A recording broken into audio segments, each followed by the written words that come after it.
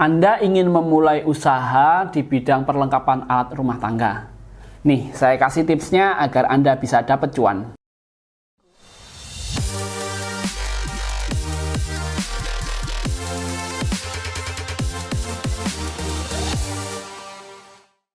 Hai Sobat The Consulting, ketemu lagi dengan saya Rio Kristiantoro. Nah, dalam video kali ini saya akan memberikan tips bagaimana Anda yang ingin memulai usaha di bidang perlengkapan alat rumah tangga, khususnya untuk distributor.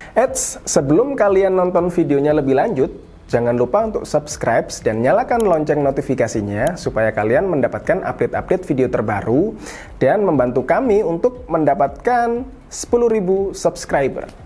Dalam memulai usaha gitu ya, tentunya kita bisa dibilang sih gampang-gampang susah gitu ya. Karena kita tahu bahwa memulai sebuah usaha itu sebenarnya banyak hal yang harus dipikirkan gitu ya, terkait dengan modal, kemudian terkait dengan tempat dan lain sebagainya. Tapi bagi Anda yang ingin memulai usaha di bidang alat rumah tangga, khususnya perlengkapan ya, itu masih cukup berpeluang sangat besar. Karena apa? Karena perkembangan di Indonesia sendiri gitu ya, penduduk setiap tahunnya itu pasti bertambah ya. Dulu yang awalnya survei penduduk tahun 2020 itu sudah di angka 270 juta lebih manusia di Indonesia.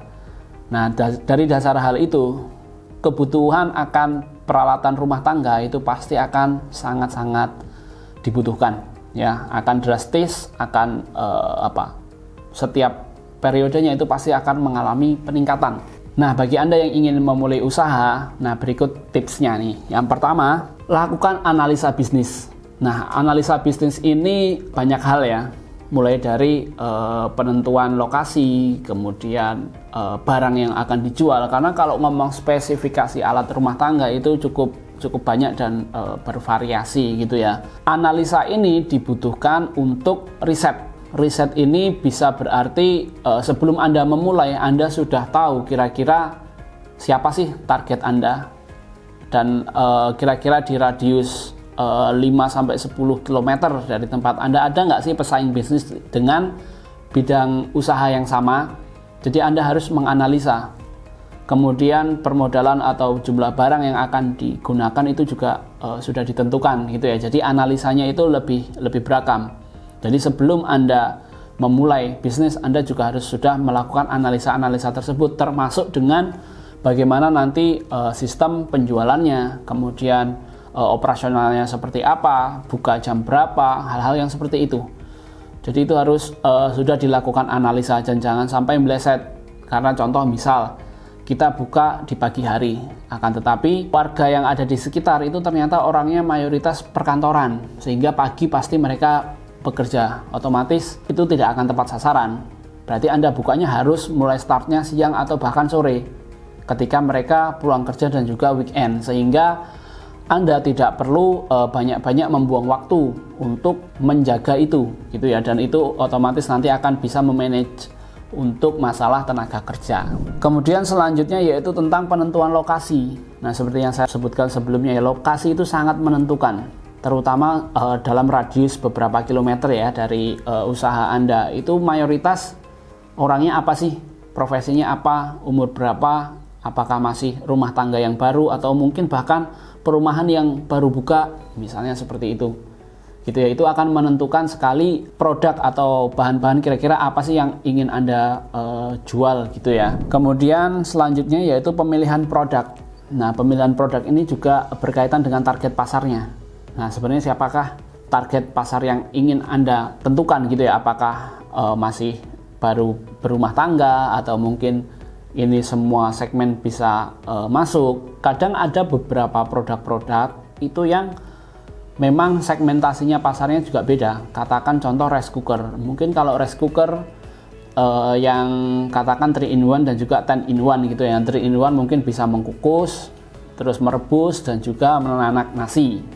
Nah, tetapi kalau yang zaman modern sekarang, segmentasi pasarnya misalnya lebih ke rumah tangga baru, mereka lebih menyukai terkait dengan produk-produk yang multifungsi. Jadi nggak cuma masalah merebus, kukus, dan juga menanak gitu ya. Cuman bisa juga untuk menggoreng, bahkan bisa juga untuk mungkin menjadikan kayak di Steam gitu ya, masakan atau alat tersebut gitu ya. Nah, itu akan jauh menjadi menarik. Nah, jadi lihat target pasar Anda, lokasi Anda di mana, dan di sekitar Anda itu siapa saja. Kemudian tips yang selanjutnya yaitu tentang strategi pemasaran. Kalau ngomongin strategi pemasaran itu sangat banyak sekali, apalagi sekarang kita sudah di era digital ya. Jadi semua media sosial itu akan sangat membantu dalam melakukan pemasaran produk-produk Anda. Bisa juga di share di WA group misalnya seperti itu. Bisa juga di Instagram, Facebook, kemudian ada TikTok. Bahkan Anda pun juga bisa berjualan di marketplace seperti Shopee, Lazada, Blibli, dan lain sebagainya. Nah, kemudian yang terakhir adalah tentang budgeting masalah biaya.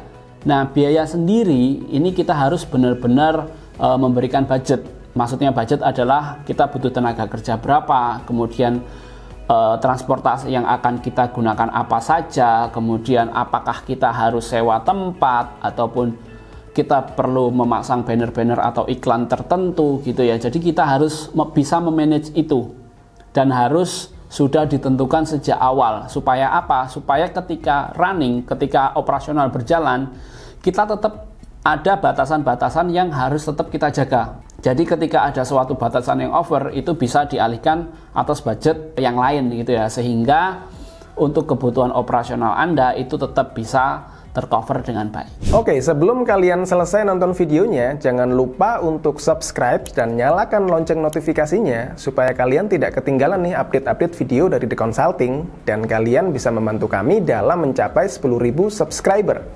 Nah, itu tadi adalah tips dan trik bagaimana memulai usaha Anda khususnya distributor dalam perlengkapan alat rumah tangga. Sampai ketemu lagi dalam video selanjutnya.